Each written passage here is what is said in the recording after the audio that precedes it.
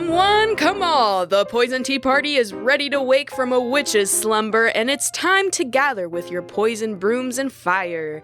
My name is Kaylee, and I'm surrounded by my mom and aunt tonight. Woo! How the hell have all you been? I'm very good. How have you been? I've been okay. Oh my man. God. Lord. We That sure was- have missed all of you guys. Yeah, we have missed you guys. And I've missed this. Yes. Sitting here with you girls. That's what I missed That's the most. what I missed. Me Yes. too. The therapy sessions. That's basically what this is for us. I walked down here and I took a whiff and I was like, oh, The freeing. basement smell, love. Yes. Well, welcome to season 2 of the Poison Tea Party We're kicking podcast. it off tonight, guys. Season 2.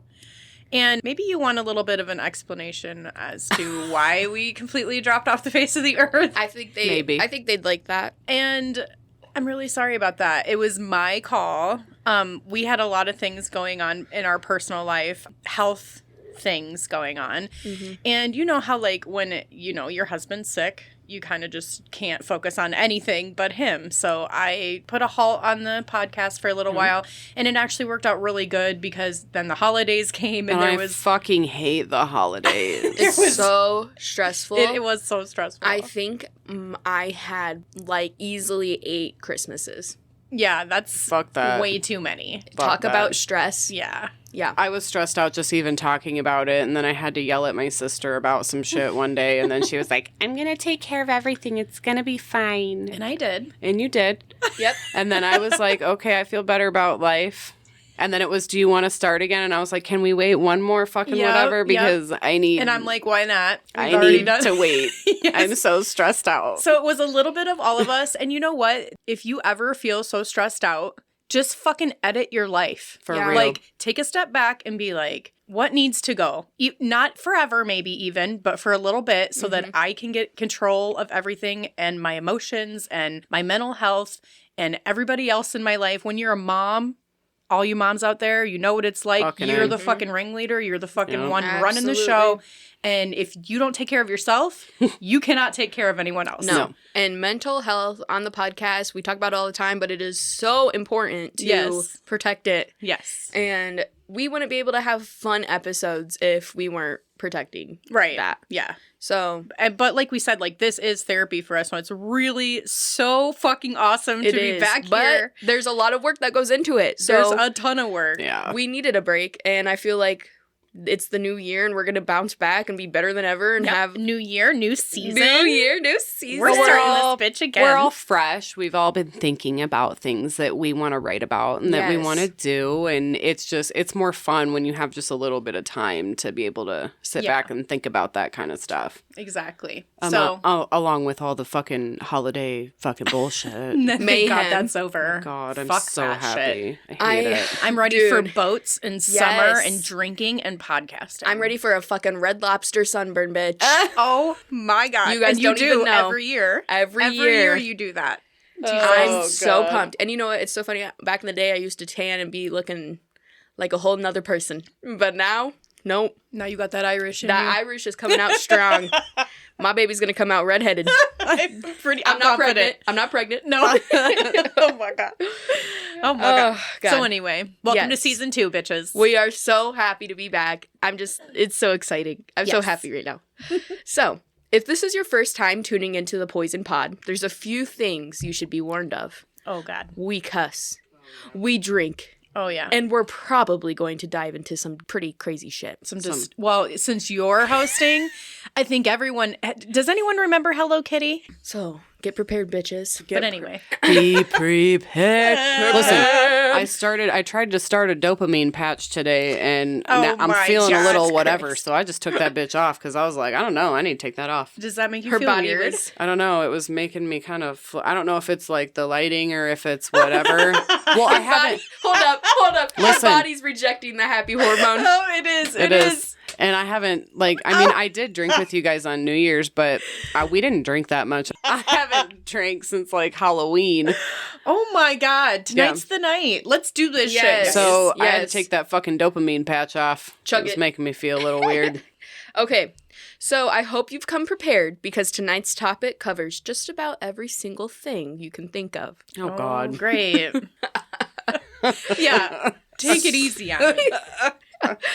Okay, so grab your poison of choice. We're drinking Bud Light, of course. Don't tell me what to It's do. all we drink is the gayest beer around. I fucking You already love know It's it. a little squishy, a little skunky today, It's- but we're going to It's a drink it little anyway. sour. I Mine's a don't little know sour. what happened. I think our fridge might be bad. Maybe we need a new fridge. It's because it's mad at us No. because we haven't been in the basement in a if long anyone time. wants to donate. Oh, wait, we can't. Pause, because this fridge I have worked on since like being 14, This fridge is covered in stickers. covered in all of the most iconic fucking Oh stickers. shit, I have a bunch of really cool stickers at home I should have brought.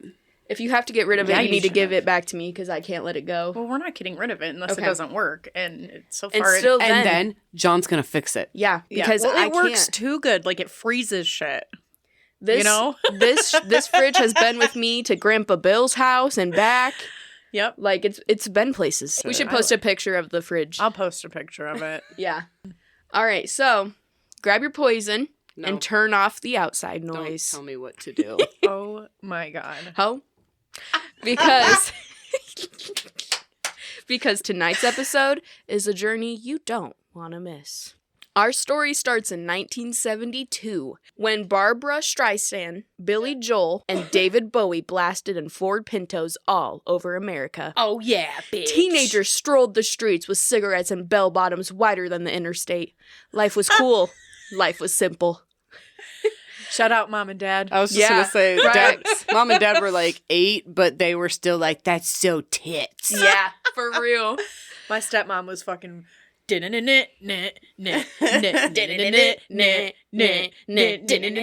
fucking wings in the hair Hell flying yeah. around. Yeah, bitch. Just think of that era, man. Love it. The greatest time. A time where stranger danger, satanic panic, and do you know where your kids are?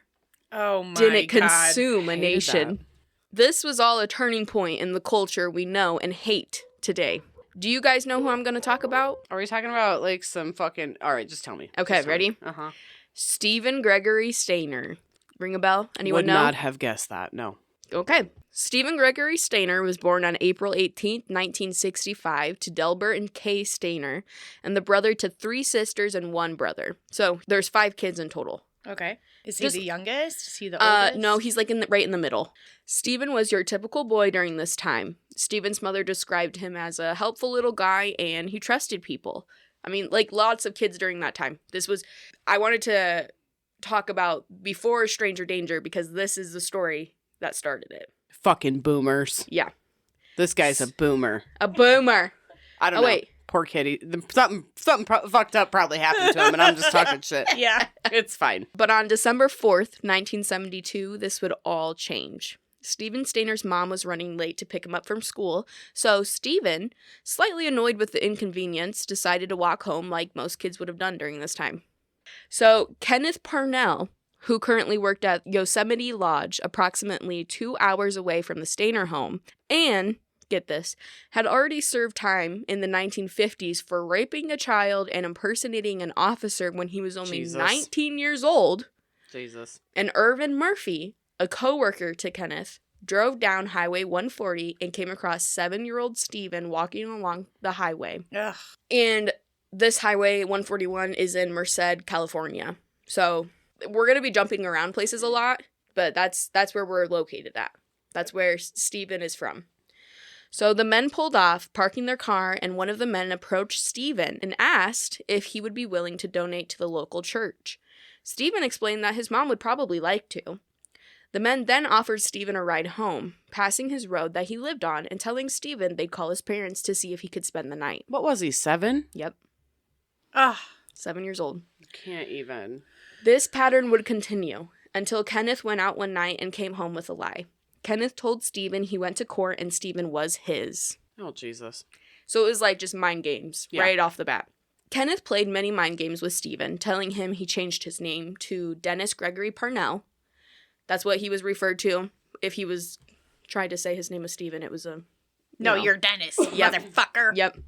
Dennis? Yeah, Who the Dennis the Menace? exactly. Who the I'd fuck? way rather be Steven. Steven. He also started making Steven call him Dad after a What week. the fuck? A week of kidnapping him. And he also was telling him from the very beginning that his parents didn't want him. The sexual, physical, and emotional abuse began immediately for Steven. It wasn't long before Steven attempted to run away, but after realizing he didn't know where he was, he became scared and returned back to Parnell's cabin in Merced, California. Oh my God, honey. No. Yeah. But he's 7 years old. Like, yeah, he just... they didn't teach kids back in those days No. to, like, go tell a stranger, you know, go up to somebody and tell them. everyone. Go find a Yeah. mom. Yeah. Find someone's mom. Exactly. Oh my God. During this, Steven's family continued to reach out to news outlets and the law enforcement for answers and help bringing Steven home. Steven, I didn't really, like, say, but it was, like, a couple hours, and the family reported it right away. So it wasn't like their family was one of those that was just like, We don't care. we'll report it in a week, you know? That's fine. He's probably sleeping at someone's house. Yeah, no. Yeah, From he the is. very beginning. He's Yeah. sleeping at Kenneth's house. Yeah. Don't look at And me his like name that. is fucking Dennis now. Dennis. Yeah. Don't look at me like that ever. I'm scared. I'm scared. I'm scared. Days, weeks, months all turned into years. What the fuck? Yeah. Oh. This poor baby. I know. Kenneth Wood you're gonna get pissed, dude. Great. I love this for me. I was this so story. mad at her already, and she didn't even do When anything I yet. heard this Keely, story, why do you always tell this shit? because it needs to be told, and someday we're not gonna know this even happened, and I'm like, how the fuck did this happen right under our noses? Kenneth would uproot Steven and move to, I think that's how you say it, Camche, California. Oh, Sure. wow. Yeah, we're gonna go with that. If it's not right, I don't know, sue me. Camche, California. Sue us, how? 260 miles away. I don't give a fuck. You ain't my friend. I I'm don't not give a your fuck. family. How? Okay, sorry. Camche, California, 260 miles away from Stayner's home located in Merced, California. If he were smart, he would have taken him across the fucking country. Yeah. Right. Though he kept him in Merced for I didn't have an exact amount of time How devastating for the parents. to know he was there for a while. It's here that Kenneth would enroll him into a local school where Steven would make friends. How? Why doesn't he tell someone? How? I guess it's the 70s. But probably. also, I feel like it wouldn't be so difficult to put two and two together that was the same kid. His picture from when he was 7 looks still like how he looked then. He looks exactly the same. Yeah, like it looks And it like was the only same like kid. 200 miles away. Yeah. So, and you would think that, did it make like big headline news? Yes, this was Oh, like a okay. big All right. frenzy media case. Like everyone, they were on everything. The FBI was getting involved with this case. Oh my God. And the school was like, yep, This is fine. Let his them. name is Dennis. And just wait. Hi, until- Dennis. Welcome to school. Yeah. We've never seen you before, So, except for all over the TV. except for everywhere. However, Steven was failed in so many ways, as we're talking about now. Ugh. Friends. His name is fucking Dennis. Yeah, Dennis now. Oh my God. Friends, neighbors, and teachers explained Stayner as having dirty nails, 2 pairs of pants, shoes and socks with holes, and a painfully shy demeanor. They also noted how Kenneth let him drive and smoke far before the legal age. Another friend described how he walked as if he had a severe stiffness. Oh no. One neighbor even said she told her daughter to never go to that house because of motherly instinct that he was a creep. Friends would often wait for him at the end of his driveway, as it was just known you don't go into his house. Like, it was like a neighborhood thing. Everyone was aware. Parents, neighbors, teachers, they knew. Well, here's what I want to know. How did Kenneth get those kids to wait at the end of the driveway? Because I need to fucking know. Because there was so many times where I'd be like, Why no, the fuck are you in my house right now? she ain't fucking here. Yeah. Leave. Right, and I got dogs chomping at the bit right behind me, like Yeah. trying to like lunge out the fucking Yeah, door. Yeah. and they'd come back like in an hour. Yeah. And I'm like, Yeah. no, go the fuck away. That's Get how your bad kids. it has Listen, to be. my house is not the Hangout spot. Mom because never let it I'm be. not gonna be. No, sorry. I But could be, but I have a lot of dogs at my house. I have too much stress, and this is my space. Right, Go fuck off to the park. right. Yep. Do whatever the fuck it is that you Go do over smoke there. cigarettes at the park. Yeah, You ain't You're doing not it here. doing it here. Yep. Yep. That was Listen, Mom. I'm on to you. Seriously. Little fuck. Anyway, sorry. The signs were there, and yet he grew up in plain sight. During Steven's middle school years, a moment that sticks out was a night he went drinking with his friends and began crying. When asked what was wrong, he explained he wanted to go home. The friends laughed and said, "Your house is right down the road." He said, "No, I want to go to my real home." Did they help him go there? No. Of course not. And they just didn't tell anyone about this. Like, it was just like, we didn't know. We didn't know. Well, they maybe didn't know what he meant by that. Yeah. Maybe he didn't, like, say anything else. But I don't know. It's so hard because we always come up with so many excuses and, like... I don't know. But I was also, his pictures were everywhere. Yeah. And that's what makes this case more like you weren't doing your job. While this was happening, Kay Stayner, his mom, said many ladies of the night came forward and told the family they thought it was a particular person who had cut him up. Another man came forward to the family and felt they needed closure, so he said he had murdered Steven. Backhoes went to the location in the woods and found nothing. Due to these situations, the Stayner parents would send their kids to other places to avoid having to tell them of the possibility that their brother was chopped up into little pieces somewhere. Well, yeah. So it was taking like a very hard toll on the family, obviously. The siblings struggled with this pain. One in particular was older brother Carrie. Carrie often carried the weight of his missing brother the heaviest, as he was the oldest sibling and was able to understand it better since the day he went missing. No, the oldest always feels like the gatekeeper of Yeah. all the other ones. Yes. Well, that's what I wouldn't feel like. know. Yeah. I've always felt like You're responsible the for them. protector of them. Yeah. Yes. Yeah. He also dealt with... The middle always feels like the failure. Don't worry. You're not a failure, Jesus and Christ. the youngest probably is like, I can do nothing wrong. Basically. Yeah. Yeah, maybe. Yeah. Carrie also dealt with the emotional toll of his parents, particularly his father, who became aggressive and irritable during the time. Del Stayner, the dad, would drive around looking for fresh dirt. This guy reminds me of my mom, if this would happen. Del Stayner would drive around looking for fresh dirt, digging up graves he found, following cars that looked suspicious. I would be a psychopath. He wouldn't I? became consumed by his son's Who disappearance. wouldn't? I totally understand that. Kay Stayner was described as being very stoic, but she was also the glue holding the family together behind the scenes. Steven began trusting friends and trusting teachers. So, Okay, finally. How old is he How at long this is time? it taken now? this time, he's like 13-ish. Okay. That's so many years. So Kenneth knew it was time to move. Kenneth moved Steven to Point Arena in a one-room shack. So he went from Camche, California, where he had like this house where he had his own bedroom and had friends and was going to school full-time and was on a football team. He was like kind of living a normal life during the day and then obviously wasn't at night. But then he went to Point Arena where he was back to a one-room shack like when it first happened, when he was kidnapped, to that cabin. So Steven went from having his own bedroom, friends, and a school to complete seclusion again. Steven would recount Kenneth attempting to kidnap other children and refusing to take part in it. Steven would, get pissed and be like, I'm not doing that shit.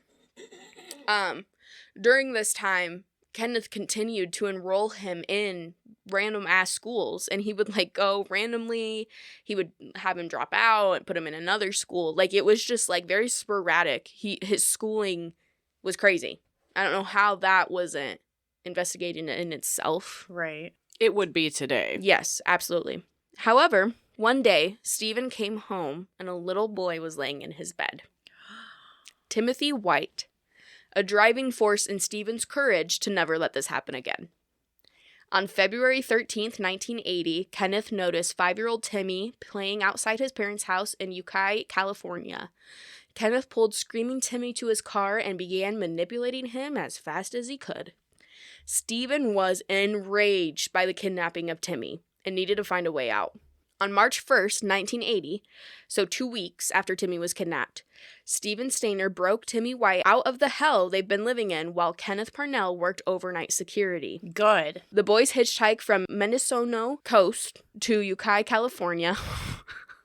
I'm Listen, struggling today. Kaylee can't We don't get pronounce paid things. for any of this. Yeah, no. Okay. This is Exactly. free.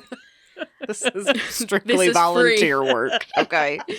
To Ukiah, California, roughly 40 miles Okay. Okay. until finding a police station where Steven's first words were, "I know my first name is Steven." This statement... Oh my goodness. Yeah. This statement would shake the nation and become the title of a miniseries adaptation of Steven Stayner's life in 1989. Steven was reunited with his family after 7.5 years of not seeing them. Half of his life. Yes. Unfortunately, the media was so explosive over this story, his privacy was never protected. The streets were flooded with over 200 neighbors, friends, people Steven didn't even know, and of course, his family. The miracle story, right? The media... He's fucking lucky to be alive. Yeah. But he's maybe not... Traumatized. Yeah, Probably maybe dead he's inside. not fucking lucky to be alive. Yeah, I don't know. Dead but inside, Yes. for sure. The media continued to stay on their property, even getting on top of the roof to take pictures inside of the house. that should be fucking illegal. Yeah. Isn't it illegal? Now it is, but I don't know what maybe the it wasn't laws back were then. then. Yeah. Every time Steven walked outside, he was reminded of the hell he escaped from. God, he's just a kid. 14 years old, as the news continued to interview him. It was really hard to embrace this new chapter in life.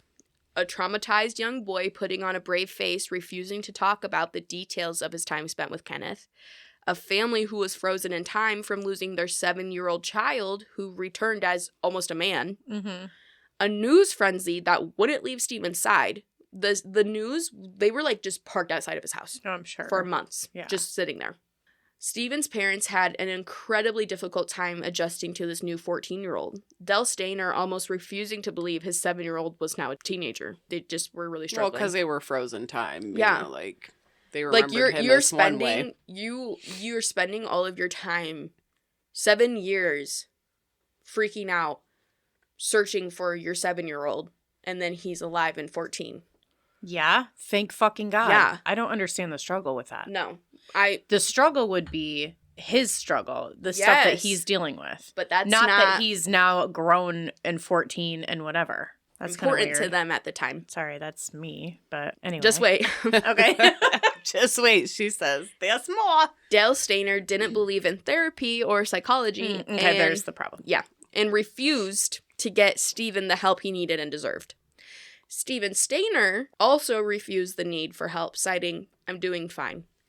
No. I feel like that's just... Well, he had just been say doing that. it on his own Yeah. for 7 fucking years. And also, all like... the media attention and shit. Like, the last thing he wanted was to tell somebody his business and Yes, what was and also happening. you come back and your dad's like, he's not going to fucking therapy. Men That's are pussy not, shit. in this era, they are not touchy-feely. Nope. This is not Nope. going to be a thing. You man up and you fucking deal with it, and you push it down and you continue on. That's Yep. what you do.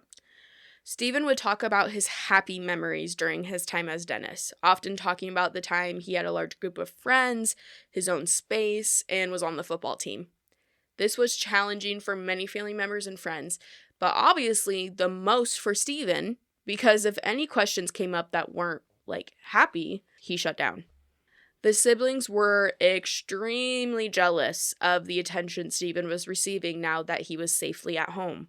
Carrie Stayner quoted saying, "He was just a normal, everyday kid, and the media blew it out of proportion with him being a hero."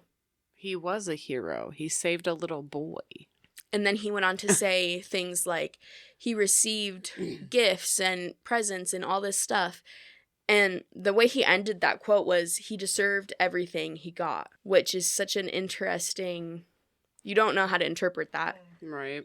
Steven downplayed the extent of the abuse he went through when living with Kenneth, often avoiding talking about anything negative, denying abuse in several interviews even. The media ran with the poor Kenneth story, a man who wanted sons thought this was his only way, right? Who fucking... Oh my God. What a fucking Mhm. loser. Who does that? Who does that? What shocked me the most about this case was the media and law enforcement having such a hard time finding a motive for Kenneth abducting these children. You don't... Is it necessary? He did it. Yep. It was such a hard thing. Like, they were like, why would he do this? Why? They Because couldn't he's decide. fucking mental, that's why. Because he's raping little boys. Yeah, I don't think that that's a mystery. No, I but don't think that I'd be like, why? That was like an extended amount of time, and it was all over the news. Like, there's so many interviews and stuff where they're just like, right now we're trying to find a motive. And I'm like, this is so What's disturbing. always the motivation behind something like that? Yes. And yeah, it's the 70s, and yeah, I don't know, but it's not like this is the first fucking child molesting case No. that they've ever fucking come across. No, Right. it's not. It's It's not a definitely goddamn not mystery. in California either. I don't know. However, Steven didn't want to talk about the abuse, reliving it, feeling embarrassed or ashamed by it. He didn't want to feel those hard feelings. Like, Right. he wasn't being supported to feel comfortable enough to talk about it. So, obviously, he wasn't going to. Especially during a time when his own father was refusing help for him. Law enforcement even began questioning why Steven didn't run away sooner if it was so bad. I mean, 'Cause he I was a wonder that child. too, but We always blame the victim. Like, we're not, and it's just like a subconscious thing. I don't but think it's people... not his fault that any No, of that no. happened. But I do wonder why you don't. Yeah, but He like was that's so what we little do. though, and he at the beginning he was so little. Right, but then once you hit like 10, 11, 12, I'm like, why the fuck didn't you tell somebody? Well, because then He's by been with then- him from and- 7 years old. and he was at that place where he had friends, and you know he at least had something And to look maybe- forward to. I mean, it's brainwashing is a thing. Maybe Yeah. he did come to the, kind of like, maybe my parents don't want me. Maybe Yeah. I'm here because Well, there they was sent like me here. another quote from a friend during that time, and they said it was Christmas break, and she asked him if he had gone and seen his mom because he never talked about that, and he said, "My mom doesn't know I exist," and she said, "Why don't we give you money to call your mom on the phone?" And he was like, "I can't. I don't know where the number is," and stuff. So like. He was far past, like he was brainwashed. He didn't know what was happening. Like, yeah, he probably just didn't feel like he could. and not only just that, but like your body does weird things with trauma. Like when you're experiencing severe trauma like that from 7 years old, for 7 years, you're not. I You're mean, not yeah, there. because we're just talking like whatever. Like, oh yeah, he's 7, now he's 14, whatever. But then on top of all of that, and regular kid shit, he's also being like horribly molested Yeah, like he's being tortured. in the meantime. And then he's being told every day, They don't want you. they don't want you, they don't love you, they sent you here, Yeah. they gave you to me. This is what You they know, want for you. Yeah, Like, whatever. that's dramatic in So- itself. And when you're just a baby, that's what you become. That's so sad. It's really sad. So, what saved this case? Pictures of Steven Stayner nude found in Kenneth's cabin. Oh my god. That's what saved it. Yeah. Wow. The media and law enforcement became more intense towards Steven. So, they didn't take these pictures and go, "Fuck you, Kenneth. Here's your fucking, you fucking nasty did this. bitch." Yeah, you're a fucking piece No, of shit. they look at Steven and they're like, "Tell us the details. Tell us what he did to you. Tell us all the graphic things." They went crazy. They wanted to know the horrors of what happened to him. And they wanted a story. They wanted a story. I really feel like, though, when somebody comes back from something traumatic like that, and I don't know if this happens nowadays versus back then, but like, and I know you said his dad didn't believe in therapy and all that, but they should have to do some kind of therapy. It should be required. I mean, I don't want to say required because you've already had this, like, shit forced upon you, this Yeah. abuse forced on you. So maybe you don't want to do it right away, but and I'm glad nowadays that it's all way more accepted and it's kind Yeah. of like a given now. You're like, okay, you Yeah. definitely are going to need some therapy. Yeah, that's You're going to need some medicine. Number one, actually, nowadays, the police themselves aren't even allowed to talk to children in that capacity. It is like a therapist, like somebody who is trained in yeah. that sort of whatever to get Yeah. what they, what they need, but Thank also to protect the child at the same fucking time. But you know what? They still fucking do. And this fucking enrages me. If you want to get that fucking motherfucker behind bars, that child has to testify Yep.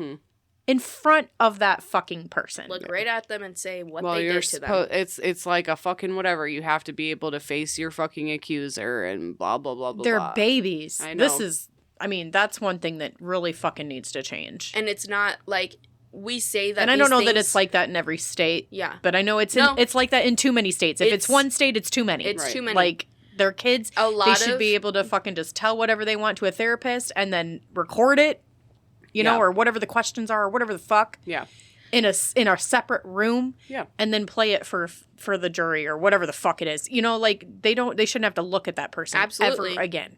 I just want to say this case happened in 1972, and in 2026, we still don't protect the victims. Yeah. We still don't do that. There are still kids who are not offered the therapy and the help that they need after traumatic events happen to them. It's still a thing that happens today. Yeah, and it's tragic and it's disgusting. Bullshit.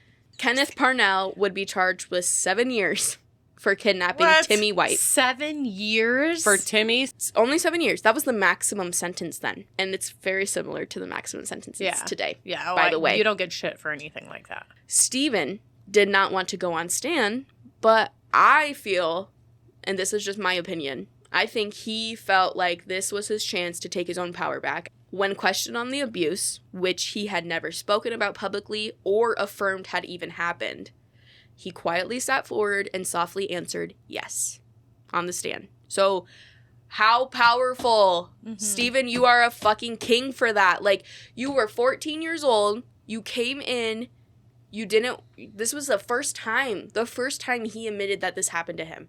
And he did it in front of a fucking group of people, millions of people, people watching all over America. But he shouldn't have had to do that. No, he should not have had to do that. But it's powerful that he was able to.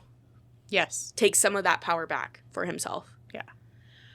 So, Parnell was only sentenced to 7 years for the kidnapping, rape, and torture of Steven Stayner. But since he was already charged the maximum amount of time in the Timmy White case, he was only required to serve a third of the sentence for Steven, around 20 months. What the fuck? He had him for years. That was like as long as he had him. Not only did he fucking molest him the entire time, but he kidnapped him. He fucking held him. He ruined his life. Pretended to be his dad. He impersonated. Like, what the fuck? The family was rightfully outraged. A man serving less time than what Steven had to. Yeah. Oh my God. Kenneth was sentenced to, get this, a full 8 years and 8 months in total. And he only served 5 years. 5 years for good behavior. Good behavior. Yeah, you wanted to hurry up and behave good so he could get out and do it again. Oh, here we go.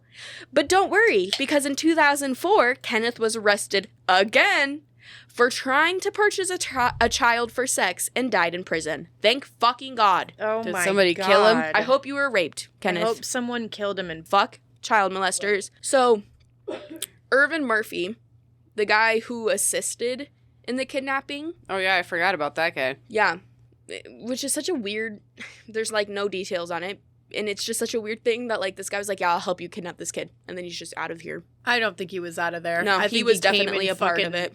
Did some weird shit to Steven. Oh, yeah. He was a whenever part of he it. felt like it, but he didn't have the responsibility of taking And like care of him. Steven did say stuff like when he talked about the abuse, like he was there sometimes. Yeah.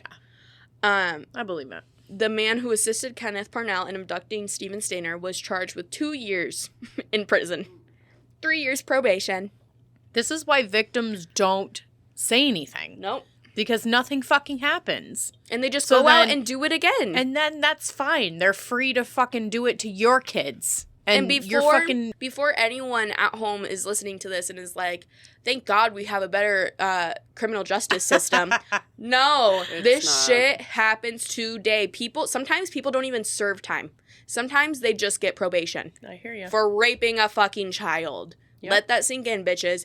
Go to your fucking protest, hoe. Protest, hoe. So, Steven's story doesn't end here, unfortunately.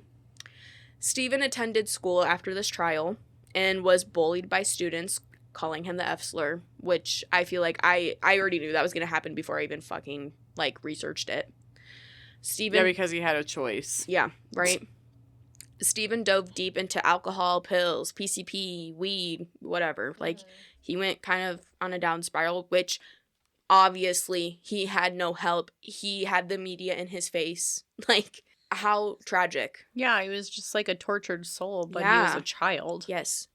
14. Yeah. He started flying through girlfriends, but then he met Jody at a butcher shop he was working at, and he ended up falling in love and getting married on June 13th, 1985, and having 2 children of his own. Steven was said to be an amazing father, handling the emotions of childhood gracefully with both of his children, which I was like, That was really sweet. What a G. What an awesome guy. When the miniseries I Know My First Name is Steven came out, Steven Stayner spoke out about the areas in the film that were wrong and how it depicted the family differently than how they were. 40 million people tuned in to watch the series that aired on NBC, making this story one of the most high-profile cases in American history. Especially during that time, the 80s, like, that was huge for that many people to tune in to anything. I think it was, like, the top miniseries in the past, like, 5 years or something. Nothing has hit that mark or that amount of views. The film was nominated for 4 Emmys, but the night before the Emmys, Steven Stayner lost his life to a hit-and-run crash after a man ran a red light while Steven was on his motorcycle. What the fuck? September 16th, 1989, Steven Stayner passed away at just 24 years old in Merced, California. Oh my God. Again, the family was surrounded by the media during his funeral and had no privacy to grieve. Oh my goodness. Like, his life was awful. Short. Yeah. And awful, but there were some good spots. Like, he got to get married, he got to fall in love, he got to have children. Yeah.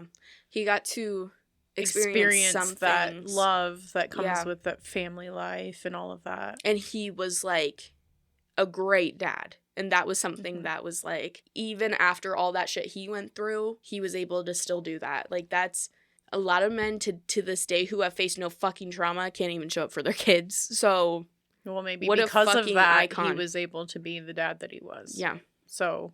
And there's an amazing documentary on Hulu for anyone who wants to go watch it. It's called Captive Audience. They interview the family members, and you get to see the daughter and the son of him talk.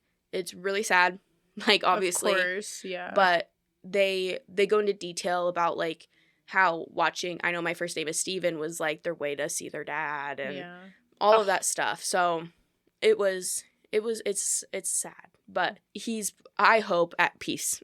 Yeah. Yeah. Yeah. Timmy White married a woman by the name of Dina, had 2 children of his own, and died at the age of 35 on April 1st, 2010 from a pulmonary embolism. What the fuck? I'm like, what the fuck? Ugh. There's some, like, witchcraft shit going on here. There's some witchy shit. It's just trauma, man. But our story doesn't end here. Oh, God. What now? Wonderful. As much as we'd all like it to. Remember Carrie Stayner? Okay. Yeah. The older, jealous brother to Steven Stayner? Yeah. Carrie's... He's a fucking child molester, isn't he? What a fucking piece of shit. Are you kidding? Carrie Stayner was 17 years old when Steven returned home.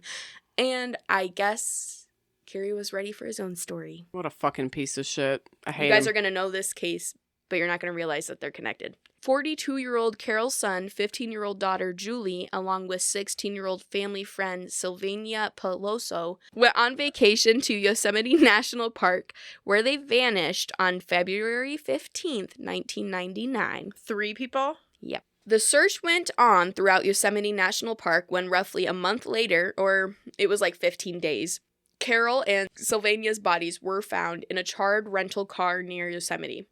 Shortly after these bodies were found, the FBI would receive a hand-drawn map that read, "We had fun with this one," showing where Julie's body was located. That's why you don't fuck around in national parks, you guys. For You real. know what, though? We were just at a national park this last summer, and the amount of fucking park rangers and stuff that we saw, how the fuck do people get away with this shit? Yeah, right? I mean, I really feel like... National parks are, Yosemite, like, so dangerous. though, is very huge. It's huge. Yeah, but there's so many. Like, we were at Black Hills National Park. Yeah, but you said, like, 1 billion people go missing there a year. Yeah, But there was weren't- a ton of They fucking... were at the entrance and the exits, and they did drive through, but anything... I swear mean, when it I can was driving happen, through like- there, I passed, like, fucking 6 fucking... And we trooper could guys. have, but at the same time, there's so much space that it's just like, oh, You're and right, it can I happen guess. so fast. I mean, and there is, I guess there's, like, like, little side roads and stuff Yeah. that we didn't necessarily and then the go on. buffalo hold you up in the middle of the Oh road. my god, I fucking love them damn buffalo. I love the buffalo. Julie was missing for 6 weeks and was found deep within the national park, wrapped in a pink blanket from the Cedar Lodge, the place where the women were last seen. And the Cedar Lodge is, like, it was a place, I don't know if it's still there, that was, like, right outside Yosemite Park, Okay. and it's just like a hotel where people would stay. A hotel or like a cabin? Like or? a cabin hotel-y. Like you could stay there when you're going to go visit the national park, right? Oh, okay. You know, like the FBI believed they had found the culprits for the murder and continued to encourage the public to visit the national park. Okay. Oh, yeah, they need that money, bitch. Yep. Ugh. On July 22nd, 1999, a fourth victim entered the story. 26-year-old Joey Armstrong. Joey's body was discovered behind her house in a stream. She lived in Yosemite. Decapitated in Yosemite. Oh my God. It takes a special kind of Is fucked up this to the decapitate brother somebody. that's doing this? On scene, a 1972 powder blue International Scout was seen driving in the area. Many residents recognized that car to belong to none other than Carrie Stayner, a handyman at Cedar Lodge, also living above the restaurant at Cedar Lodge. He was so jealous of his fucking brother that he turned out to be a fucking piece of shit. Oh my God. Or maybe the brother helped all along and was like, go fucking hang out with that guy. No way. The FBI didn't think there was a connection as Carrie never had a criminal past. Kept to himself and everything that happened with Steven. But the FBI decided to look into Carrie. Well, that's nice of them. Okay. Didn't take long because Carrie Stayner just outright confessed to the FBI. He was brought to Joey's home. He wanted the fucking fame from this shit. What a piece of shit. He was brought to Joey's home and he explained how and what he did. He took him through like the whole house. He took him outside. He showed where he killed her. Yep, how that's he exactly did it. what he wanted. That's disgusting as fuck. Yeah. On July 25th, 1999, he was arrested for these crimes. When interviewed by journalists, he immediately wanted confirmation for a movie of the week before Yep. speaking about his crimes. What a piece of fucking shit. You called it. Allegedly. But Mhm. He explained how he disguised his handwriting on the letter and used someone else's DNA to lick the envelope. He also told the FBI he sexually assaulted the two teenage victims before killing them. What a fucking... Okay. And when was this? In the 90s, so So 1999. so the what's his fucking name? Steven. Steven was passed already. Yeah, he had already passed. Steven died in So at least he didn't 1989. have to like See that. Yeah. Thank God. Because that would have fucked him up even more. for Yeah. real. Carrie Stayner was sentenced to death in 2002 for the 4 murders. Good. Bye. He is currently 64 years old, still on death Still row, alive. awaiting execution in San Quentin State Prison. Well, we can Well, change let's that. do it tomorrow. Yeah, we can change right? that. in California. Let's get it done. So this is an interesting quote that sticks out to me from Carrie Stayner.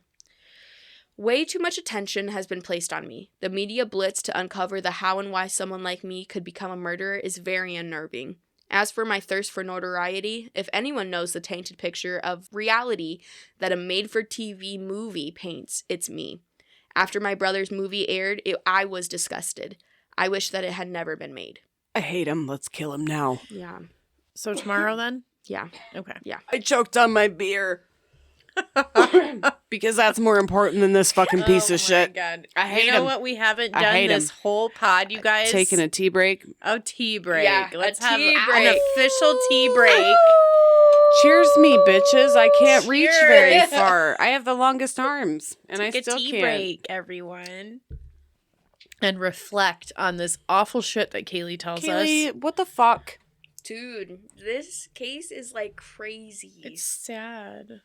the mom. The mom? The kid? No, like the kids, yes, but like, could you imagine like being the mom of these boys? No. Exactly, like Kaylee, you're not a mom yet. I Wait know. till you are, and then you'll... And it's... I know Listen, I say that to you all the time, but it I'll is kill so my- different. It It is. is so different. You are going to see things in the I'd probably whole... strangle him myself. So, what is it about Yosemite Park that has broken the Stayner Listen. family? Kenneth worked at Yosemite. Mhm. Mhm. Carrie worked at Yosemite. This story was one you wish would end so many times. So if you're considering going to Yosemite Yosemite. National Park, Yosemite. Please don't. Please don't. please, Please U-turn. no, please do. But just make a plan. Just Like, yeah.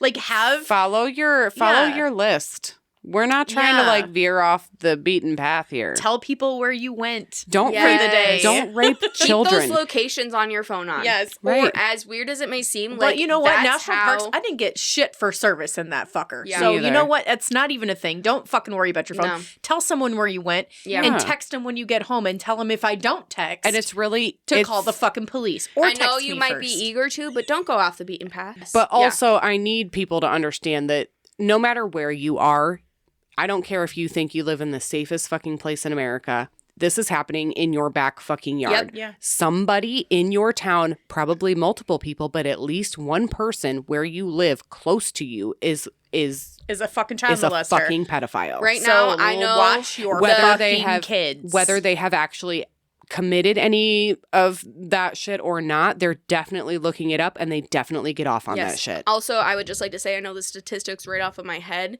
1 in 4 girls will be molested, and 1 in 6 boys will be molested. So It's a huge problem.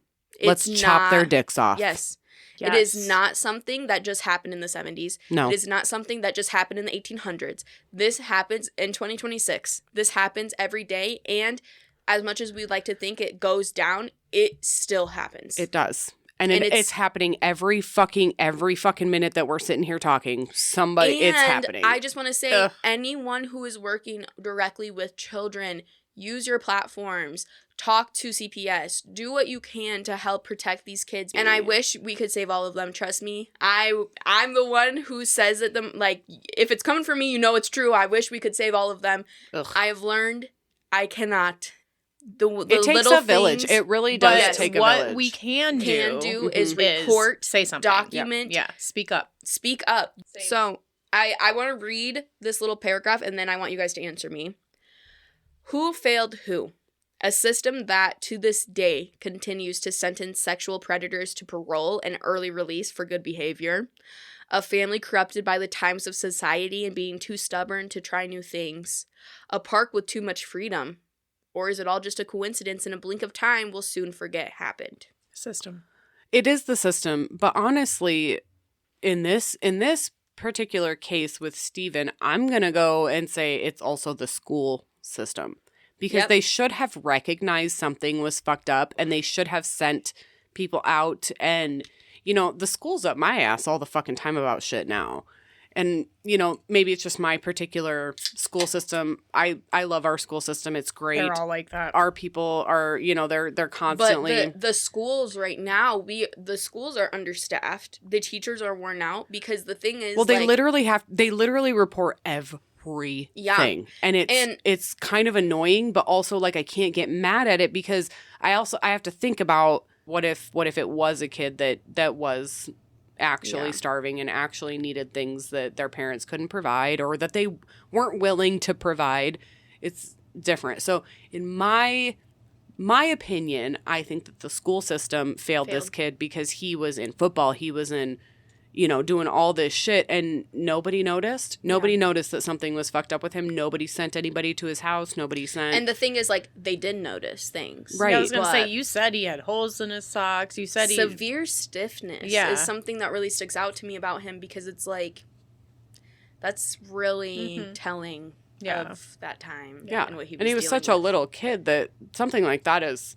You're going through. That's you're major, you're in right? pain. Yes, No. it's the system itself because he should have gotten more time. He should have whatever. But this should have been caught. Yeah, He I shouldn't agree. have had to, save this other child and go through even more shit. It should have been. Somebody caught. should have saved Somebody should have him. said something. Yeah. Mom, do you have any other insight of who failed who here? Are you agreeing? She's bad. Look at her. She just Yeah, breathed she's in. just She said, I mean, it's heavy. It's heavy. I think a lot of people failed Yeah. in this Yeah. situation. But I the guess system, my absolutely. question was where could this story have had a switch to where maybe Carrie wouldn't have gone off I'm and done really this is what upsets me about this whole thing is I really am sad that and it wasn't a failure on Steven's parents or anything. It was just the time. Mm-hmm. But I beat it into your kids' heads. Yeah. That if anyone ever fucking took you Yeah. that you were to fight and I was going to fight. And we were going to find each other again. Yeah. And I always told you that. If From anybody day one. ever fucking did that, you tell anybody, you tell anyone that will listen, you scream, fight, cry, kick, whatever, bite, whatever you got to do. You fight to get away from this motherfucker. And mommy, and if they get you, I will find you. I felt it was, my mom talked about it with me. It should be talked about. I felt it was important to talk about with you guys. And so we did, and we talked about it not often, not like traumatically often, but enough where you guys knew what to do. Yeah. Just like you guys know what to do if there's a fire. Yep. Like we talked about, this is one of my fears. My kids too. It's so funny because I think I've referenced this on the pod before, but like we watch YouTube videos. Like that's what we do when we're having our little happy fun family time. We're like, let's watch these dumb fails. Yeah. And some bitch was like throwing water on a grease fire, and all three of my kids fucking audibly gasped. What do? You don't do that. And they all said, one of them's like, put a lid on it. The other one's like, throw flour on it. Flour, salt. Turn the heat off. Turn the fire off. Like they're all screaming. They know. They know exactly what the fuck. Where's the fire extinguisher? And I feel like we as a family take that for granted because a lot of people, even to this day, don't communicate with their kids.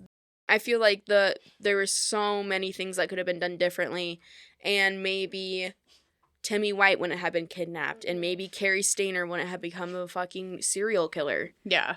But that didn't happen, and this is the story we have now. And the best we can do is talk about it and learn from it, and communicate with your families. Talk about the things that are hard and uncomfortable to talk about. What? Just kind of look around a little bit once in a while and be aware of what's going on around you. I know it's not a trait. You don't have to like scare your kids, but it's not a trait that everyone has, but being observant isn't a bad thing, and it can be consuming. I'm an observant person. You're extremely observant. I was going to say you're extremely consumed. Yeah, I am extremely consumed. You are extremely. She is. She's a little on the other side. You're a little extreme to that. I've also gotten out of a lot of weird situations because of it. Mm-hmm. So I'd rather be that way and be on the high-strung side of things than be just like oblivious like me. Yeah. And there's been a lot of times where I'm like, Mom, do you see that guy that's been following us? And then Mom's like, yeah, but what happened that one time? She said, I don't know why this motherfucker keeps following us in all these fucking aisles. There was that time that guy asked me for a cigarette at Walmart, and your mom was, I was like 5-6 feet from the van, and your mom's inside of the van loading shit, and this guy walks up to me, and he's like, hey, you got a cigarette? And I was like, whatever, I was going to give him one, and your mom's inside of the van, and she yells, no, go the fuck away! She freaked out on this dude. I was like fully waiting. Freaked out. She was inside the van and she just kept freaking out. She never came out. She just kept fucking screaming at this guy from inside the van, and he eventually went away. And I was like, okay. I'm not sure what the answers are, and I know the human psyche just might snap trying to find them. If you enjoyed tonight's episode, tell your friends and family about it. Tell your friends. Tell your friends. Tell everybody. Tell your family. You can follow us on all social media platforms. Our website is thepoisonteaparty.com. You can go email us at thepoisonteaparty@gmail.com. Send us some topics. Send us some updates. Yeah, send us a comment about what you think about us. Exactly. You can follow us at the patreon.com/thepoisonteaparty. Right now, we're kind of updating that website. We might be changing up some of the merch stuff on there, so just stay tuned for that. We'll keep you updated. And you can go follow us finally on Facebook. That's our favorite. Yes. Yeah, Facebook's my favorite. It's just easy. It is. And it's so easy to use. Facebook is the Poison Tea Party Podcast. We'd love to hear your thoughts on the Stayner case and any future episodes you'd like to hear from us. Yeah. So come on over. Come on over. Come be one of us. One of us. One of us. One of us. Until next time, my classy bitches, stay safe, eat cake, and keep those pinkies up. Yes, eat cake. Fucking sure. Because you, my friend, have been poisoned. Ow! That's the first time I howled in the whole